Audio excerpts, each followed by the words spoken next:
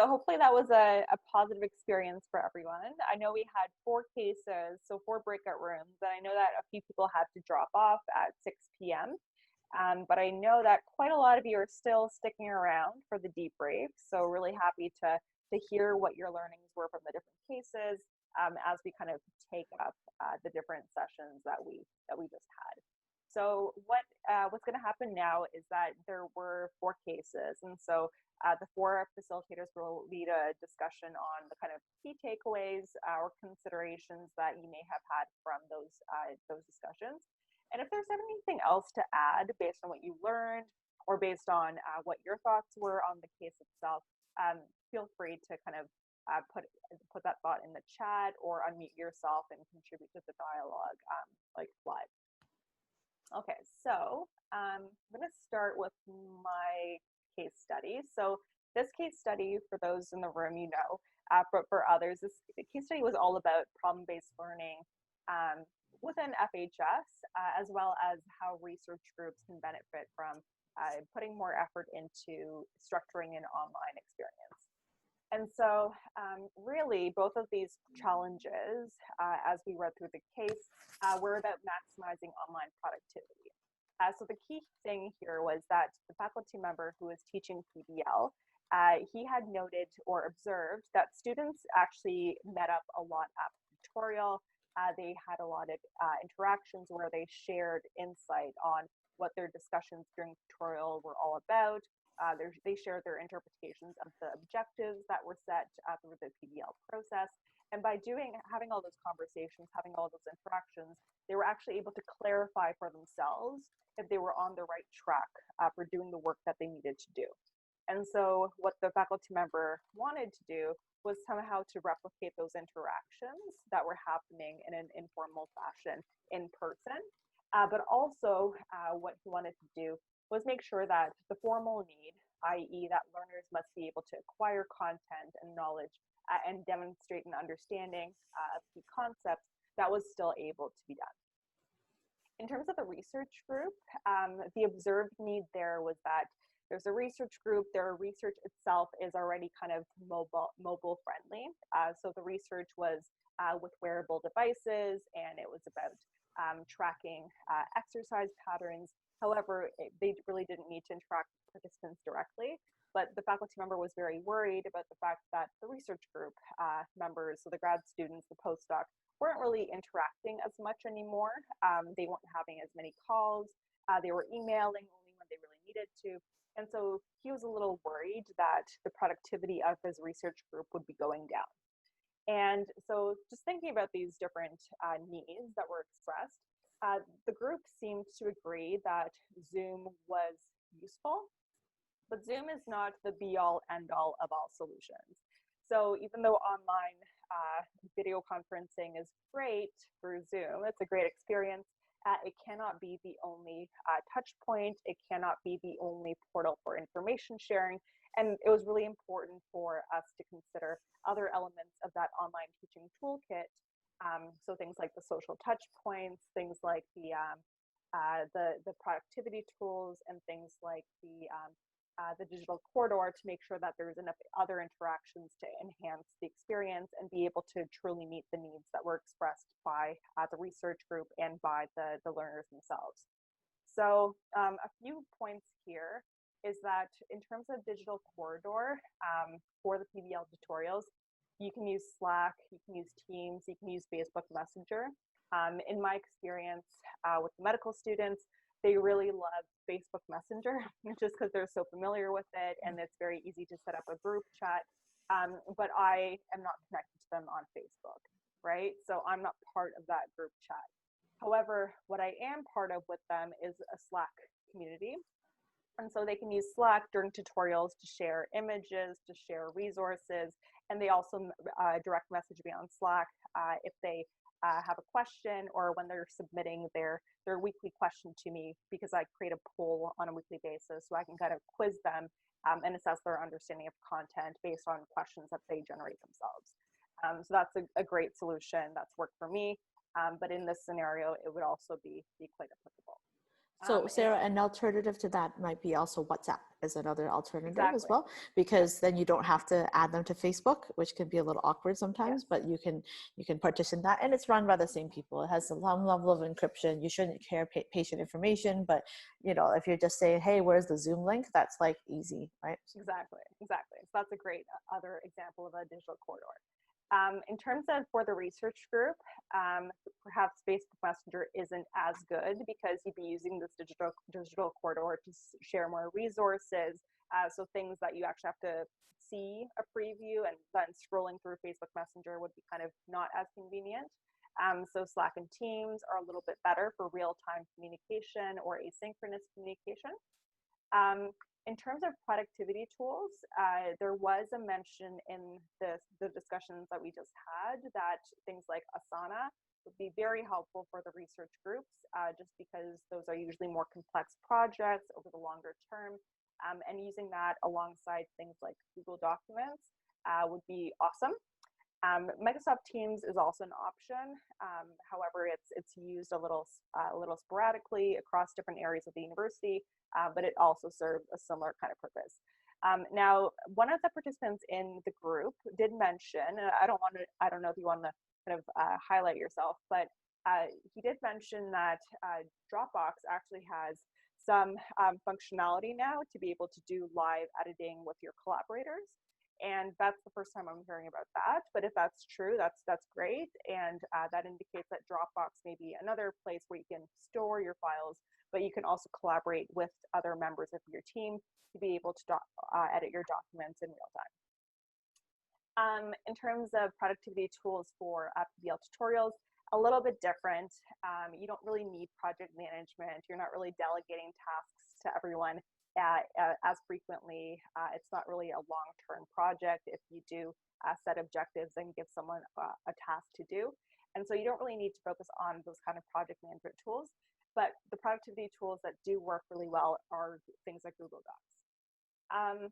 And then in terms of social touch points, a really interesting idea that came up in our group for the research group was to have some kind of a mixture of Zoom calls that are more formal, but also Zoom calls that are less formal, so more kind of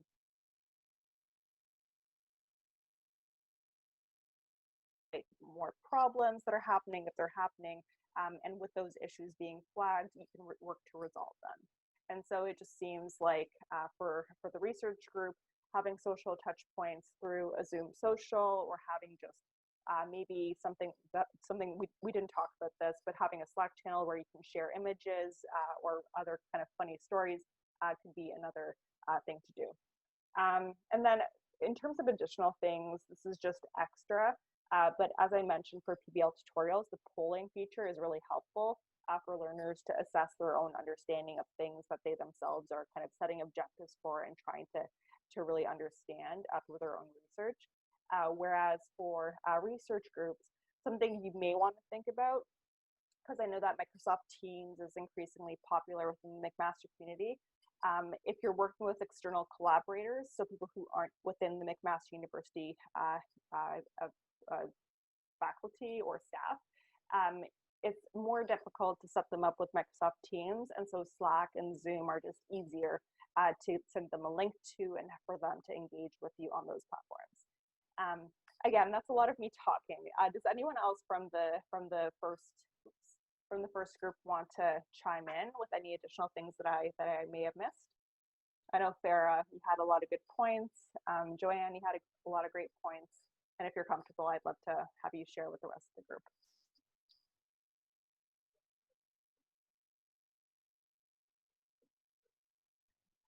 It's also okay if you're not wanting to. That's okay. Yeah. And I think most of my points were more questions. Okay. Yeah. Yeah, no worries. Okay. Why don't we move on to the next team? I think Amy is going to give some summary about her experience. Yep.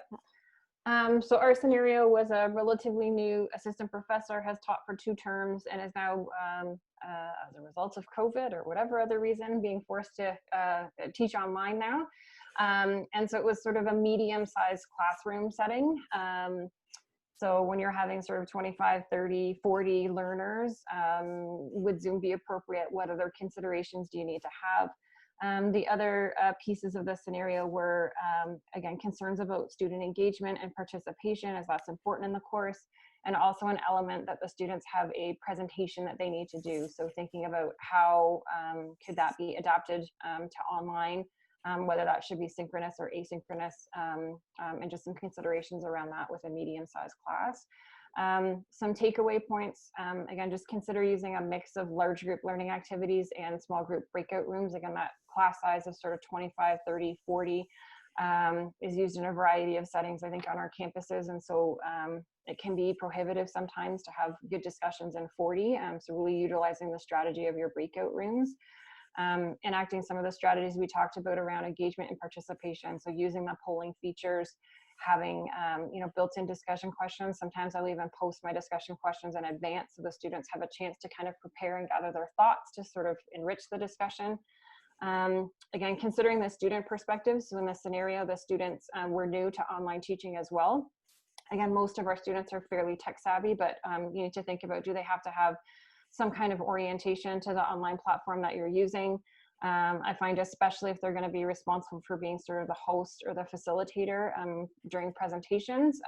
Again, my students tend to be quite well versed with being attendees at meetings, but as soon as I then flip it to have them screen share or be in charge, I can see them get a little flustered, like, oh, it looks different than than it did when I was attending, or I'm not sure how to screen share. So having that opportunity for them to rehearse ahead of time, especially if it's for a presentation that's graded. So again, allowing them that opportunity to rehearse ahead of time. And again, asking for help. We're all really new to this. This is sort of not a move to planned online activities. So really asking for help, sharing ideas with other faculty, especially for someone who's relatively new to teaching, period, and then adding on the element of then moving things online too. All right, that's great. Okay, I think we're going to move on to Ilana now. Excellent. So our case scenario was around an instructor who is mid-career. They've been teaching in face-to-face classes, really comfortable with that. They thrive in that environment. And for them, one of the key things is the presence, both of themselves, the students, the student engagement. And with the move to remote working, they're suffering after these past couple months, a lot of virtual fatigue. And so now with the move to online for the fall, they're worried for themselves and for their students are we just going to have this huge virtual fatigue, and how are they going to keep their students engaged if they do virtual lectures? So in this scenario, the instructor teaches a large anatomy class to about 800 students. And so they're questioning whether they're even going to do online lectures in a virtual synchronous format. And if they do, is it simply just taking what they did with their PowerPoint slides in the large lecture hall and moving that online? Or is there something else they should be considering as well? And so we had discussion within our group, at first even just thinking about the content and what content could we deliver in the online environment. And so for anatomy, are we going to be having more, I guess, sort of drier content where we're talking about definitions perhaps and some concepts and not really getting into the gross anatomy, which requires that hands-on that we would be doing in person. And so the content itself would have to be considered. The issue that this is one instructor with a class of 800 students, and how could they possibly engage with that number of students and it just be sort of this one-way communication. And then that led us into the discussion of whether Zoom as a tool could even handle that number of students. And with our current licenses, so the Zoom meeting, the one we're using today, we have an upward limit of 300. So that brought us into discussion, well, if we can only have 300 students on at a time, and we were to use this type of licensing, would we perhaps want to think about having multiple sessions? And then what is that from a resource standpoint? So as you could see, when we start talking through the scenario, we have a lot of different considerations that start to roll out. And so just to kind of add in some additional considerations that I'd pulled together in advance of our discussion was really considering the frequency. So how often are your lecture slots going to happen? Is this a class that happens maybe twice a week, 3 times a week? What is the length? Is it an hour versus a 3-hour session? The size of your class. So are we talking about 20 students or 800 students? And looking at the modality, is delivering a synchronous live lecture the best way to use that virtual class time? Or are there other ways that you can pre-record the lecture and then use that virtual class time to do other activities that might be more engaging? Thinking about a variety of content presentation and learning activities. So perhaps if you are delivering a lecture, having PowerPoint slides with video as well. So you're breaking up that lecture, incorporating polling activities or breakout rooms. And just some tips that I came across when I was looking at some strategies for large lecture classes, and this can apply if you're doing a virtual meeting as well. And I'm calling it a 60 seconds connection. These are really very short connections with your audience, whether it's your learners or your colleagues, about why is it important for them to be here, and even starting in the first 60 seconds of your meeting or your class. And this is something you might do in a face-to-face environment as well, creating that hook, that engagement. Another one I came up with was the minimum viable PowerPoint, or MVP deck. And I really like this one because many of us struggle with this regardless of whether we're in class or online. And we pack a number of PowerPoint slides into our lecture time slot and try to get through all of this content. And if you've been in sessions where you've seen a lot of PowerPoint slides, it can be a lot to absorb, especially in that online viewing. And so what are the least amount of slides you can use to make it understandable what you're trying to get across to your learners and your audience? And think then instead of talking around those slides, what are the experiences you can share, other ways you can engage them? And then that leads us into meaningful engagement opportunities. And not just, kind of thinking of polling for the sake of polling just to see, are they awake and are they clicking on a button? But having them feel that there is some responsibility there. And perhaps it's because you're taking a temperature check of where they're at with their understanding, and that may guide your next direction in your lecture session. And having a moderator. So usually when we get to class sizes of around 15 to 20 students, and we're going to be actively using the chat function especially for back channel communications, we recommend having a moderator who can moderate that chat function as well to keep things moving and help with that virtual class management. And I'm open, if anybody else wants to add in some other tips or considerations for this scenario. I think that's so, it's really an interesting set of comments, Ilana, and I wanted to share something. So there's a course, or it's currently a certificate program, but it should be a course in the fall called Innovators in Scrub that I teach in. And the program itself relies on student learners going to the hospitals, identifying health challenges that need to be addressed, and then developing solutions in response to them. And the development of solutions is pretty straightforward to do in a virtual way, especially when we're doing a lot of digital innovation. But the interactions, the conversations, kind of doing observations and then asking questions, why did you do this? Why did you do that? And that probably can't happen in the fall. So it's really interesting to kind of try to dig in and see what can be virtualized, how can it be virtualized, and if this needs to be virtualized, I'm kind of thinking that I'm going to need to create some podcasts or some like videos and really prep hard this summer just to make sure that we're ready when September hits and we're able to provide a similar type of experience. But that's just an example of something that would be very intensive for the experiential element. And how do you consider ways to try to bridge the gap and try to create a virtual interaction? Yeah. There's some cool things that you can probably think of and have people tell their stories and talk about their pain points and stuff like that could be done that would be a surrogate for it. It's not the same as observing yourself, but I think it'd be pretty cool to like even have them maybe, if they could, participate in some of the meetings that are going on. So it might be working with the hospitals, like can they zoom in and listen to some of the health systems problems? So there might be different environments where we can think of for immersive activities. We're not covering a lot of those today, but I'm going to push that to some other kind of webinars that we'll be running later on, but we're going to be focused on the clinical environment. Virtual care is a big frontier where we might be able to invite people in to learn in those situations too. So Yeah, I have and a I think question here if I can. yeah.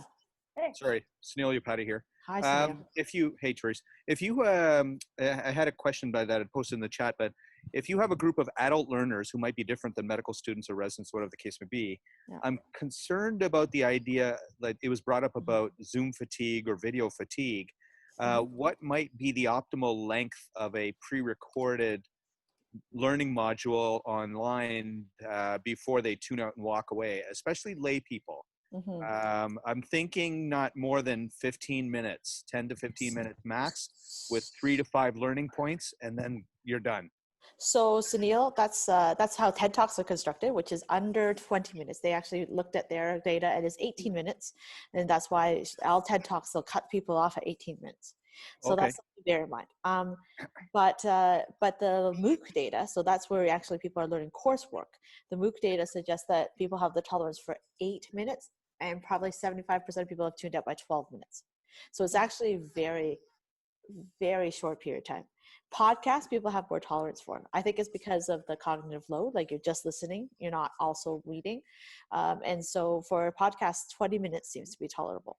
So depending on what it is that you need to talk about, and if you don't need the slides, just as Ilana's pointed out, what's your minimum PowerPoint deck? Do you actually need slides even? Because if it's 0, if your MVP is 0, then maybe you just need to have a great conversation and record it and send that out. It's Yeah, really so interesting. I was just going to add, one of the things we're looking at, because I actually teach in this large anatomy class, one of the things we're looking at is that we are likely going to record our lectures due to our class size, because it's just really onerous, and the resource for us to be able to run multiple sessions would be very difficult. There are also other components of this course. It's not just the lecture component that we have to manage. And so what we are looking at doing is, for virtual class time, we're looking at trying to engage with students in other ways. We're toying with ideas of doing sort of a talk show scenario where we'll actually, students can interview faculty from the program with their questions about the content from that particular week. And so looking at different ways of engaging and really creating that social presence that might be missing otherwise in some of these online interactions. Yeah. And so one of the things you can do to hack the Zoom thing is that you can live stream directly from Zoom. That's a setting that you can have onto YouTube or Vimeo. So one of the things you could do is just we could have run this session with, if we didn't want to do the breakout rooms, just the 4 of us talking heads, kind of like CNN, send out the link and put it into YouTube, and then have you guys just tune in as if it was a show. And that's just a different kind of format. So do think about it. And so definitely it'll be interesting to kind of see. I think there's some questions around kind of the sweet spot of cognitive load.